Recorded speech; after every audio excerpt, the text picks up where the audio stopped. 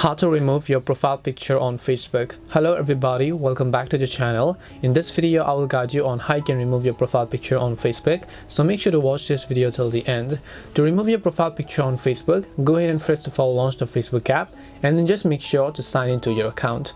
Once you sign into your account, you can currently see my profile picture. If I want to remove my profile picture, then I just need to tap the profile icon first of all.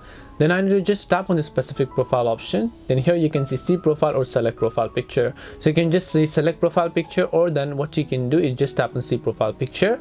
All you need to do is just tap the little three dots here and then you'll find the option called delete photo.